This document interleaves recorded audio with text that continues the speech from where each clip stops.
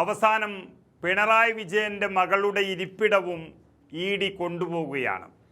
ഒരാൾക്ക് ഇങ്ങനെ ഒരു ദുരവസ്ഥ വരുമ്പോൾ ആരും സന്തോഷിക്കാൻ പാടില്ല. പക്ഷേ ഇതൊക്കെ എങ്ങനെ വന്നു എന്നുള്ളത് വളരെ വിശദമായി മനസ്സിലാക്കേണ്ടതാണ്. കേരളം പോലെയുള്ളൊരു സംസ്ഥാനത്ത് ഇപ്പോഴും കമ്മ്യൂണിസം നിലനിൽക്കുന്നതിൻ്റെ കാരണം എന്ന് പറയുന്നത് തന്നെ എല്ലാ അസാൻമാർഗിക പ്രവർത്തനങ്ങൾക്കും എതിരെയുള്ളൊരു പോരാട്ടം കൊണ്ട് തന്നെയാണ്. അങ്ങനെയുള്ളൊരു കമ്മ്യൂണിസ്റ്റ് മുഖ്യമന്ത്രിയും കുടുംബവും ഇത്രയും വലിയ അഴിമതിക്കാരായാൽ അവർക്ക് ഏറ്റവും വലിയ ശിക്ഷ കിട്ടണമെന്ന് എല്ലാവരും ആഗ്രഹിച്ചു പോകും. അതുകൊണ്ട് തന്നെയാണ് പിണറായിയുടെ മകളുടെ തട്ടിപ്പിൻ്റെ കഥ വലിയ വാർത്തകളാകുന്നത്. അതായത് കരിമണൽ കമ്പനിയും വീണയുടെ എക്സാലോജിക്കും തമ്മിലുള്ള പണമിടപാടു കേസിൽ പ്രതിപക്ഷ നേതാവ് പിണറായി വിജയൻ്റെ മകൾ വീണ വിജയൻ്റെ സ്വത്ത് കണ്ടുകെട്ടാൻ എൻഫോഴ്സ്മെൻറ്റ് ഡയറക്ടറേറ്റ് നീക്കം തുടങ്ങിയിരിക്കുന്നു.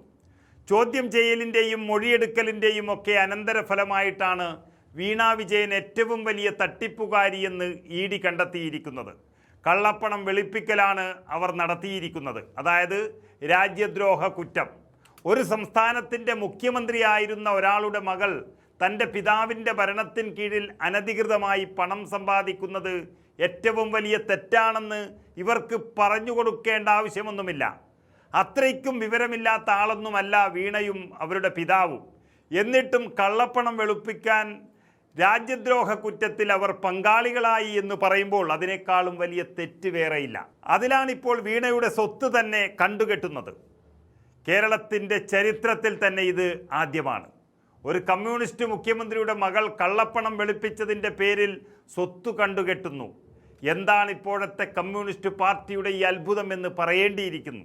നമുക്കറിയാം, CMRL കമ്പനിയിൽ ആദായ നികുതി വകുപ്പ് 2019 ജനുവരിയിൽ നടത്തിയ പരിശോധനയിൽ ഏകദേശം 130 കോടി രൂപയുടെ വ്യാജ ചെലവുകളാണ് കണ്ടെത്തിയത്. വീണയുടെ കറക്ക് കമ്പനിയായ എക്സാലോജിക് കമ്പനിക്ക് IT കൺസൾട്ടൻസി സേവനങ്ങൾ എന്ന പേരിൽ നൽകിയ 2,78,00,000 രൂപയുടെ വ്യാജ പേയ്മെൻറ്റുകളും ഇതിൽ ഉൾപ്പെടുന്നു എന്നുള്ളതാണ് കണ്ടെത്തിയത്. അങ്ങനെ എല്ലാ തെളിവുകളും വീണയ്ക്കെതിരായി ലഭിച്ചിട്ടുള്ള സാഹചര്യത്തിൽ വീണ നടത്തിയ കള്ളപ്പണം വെളുപ്പിക്കൽ എന്ന ഗുരുതരമായ കുറ്റം എന്നുള്ളത് കൊണ്ട് തന്നെ കടുത്ത നടപടികളിലേക്ക് നീങ്ങാനാണ് EDക്ക് കിട്ടിയിരിക്കുന്ന നിർദ്ദേശം.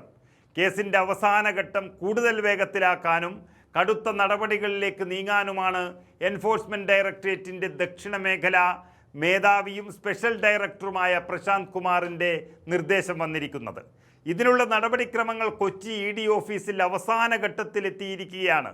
വീണയുടെ മാത്രമല്ല, അവരുടെ കൂട്ടുകച്ചവടക്കാരായ കേസിൽ ഉൾപ്പെട്ട CMRL അധികൃതരുടെയും സ്വത്ത് കണ്ടുകെട്ടിയേക്കും എന്നാണ് അറിയുന്നത്. വീണയുടെ കാര്യത്തിൽ തീരുമാനമെടുക്കാനായി ED ഉദ്യോഗസ്ഥ സംഘം ഈ മാസം ആദ്യം കണ്ണൂരിലെ പിണറായി അതുപോലെ പാതിരിയാട് വില്ലേജുകളിലെത്തി പരിശോധന നടത്തിയിരുന്നു. പിണറായി പാറപ്പുറം റോട്ടിൽ വീണയുടെ പേരിൽ 80 സെൻറ്റ് സ്ഥലമുണ്ട് എന്നാണ് ലഭിച്ചിരിക്കുന്ന വിവരം. പാതിരിയാട് വില്ലേജിൽ പിണറായി വിജയൻ്റെ വീടിനോട് ചേർന്നുള്ള സ്ഥലവും അന്ന് ED ഉദ്യോഗസ്ഥ സംഘം പരിശോധിച്ചതാണ്. ഇതും വീണ വിജയൻ്റെ പേരിലുള്ളതാണ് എന്ന് കണ്ടുകെട്ടിയിരിക്കുന്നു.